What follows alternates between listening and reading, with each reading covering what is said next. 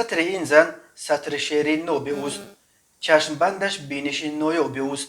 با اون همه شور و شر، با اون همه نیرو و جوانی، با همه ایسیون و طغیانی که در او میبینیم، کی باور میکند که گلرخزار صفیه زنی که خود مردم عنوان مادر ملت رو برایش داده است، این شاعر شیرین بیان و ایسیانگر و همیشه یک دل و یک رو، گلرخزار ما امروز 17 دکامبر به سن 74 میرسد. در ذهن هزاران مخلصش گلرخزار صفی همان و همان دختر 17 ساله کوهستانی است که از دهه دوردست یخچی نویه کمسمالا بود. حالا نورآباد به دوشنبه آمد، نه فقط برای تحصیل در دانشگاه بلکه برای تسخیر قلب مردم و رسیدن به بلندترین قله های شعر.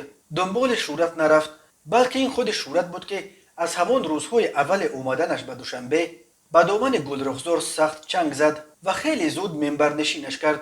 دانشجو بود که شعرش از منبر بلند قصر کرمل مسکو به دنیا تنین انداخت و حق میداد به این ستاره نو جوان ادبیات تاجیک که بگوید شکر یخچو شکر مسکو.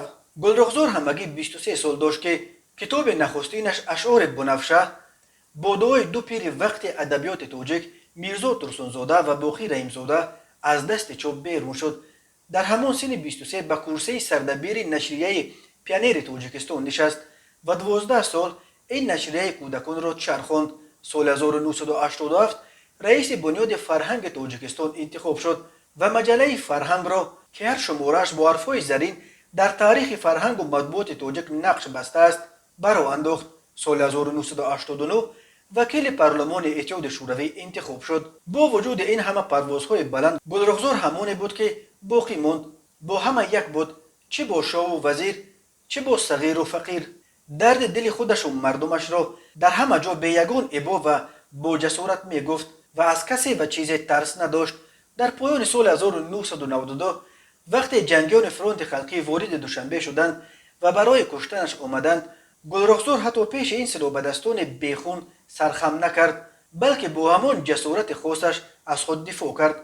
سالهای جنگ شهروندی در برابر مردمش گلرخزار هم چند سال ترک وطن کرد و با وجود دعوتهای زیاد تا دمی که مردمش بر نگشت، او هم از این امتیاز کارت بازگشت استفاده نبرد و قطار مردمش ماند.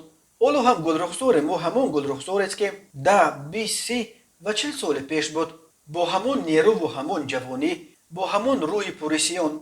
از روشنفکران تاجیک است که چرخ زمانه عوضش نکرد، از موقع و ارزش‌هایی که می پرستد عقب ننشست، همان گلرخزار ماند. گلرخزار در برابر مومن قناعت، لایق شیرالی و بازار صابر یکی از 4 ستون شعر معاصر تاجیک بود که بعد درگذشت آن 3 شاعر بزرگمان تنها مانده است. ولی با این وجود با آن تن نازکش سقف بنای ادبیات را امروز به تنهایی رستمانه روی شانه‌های خود نگاه داشته است.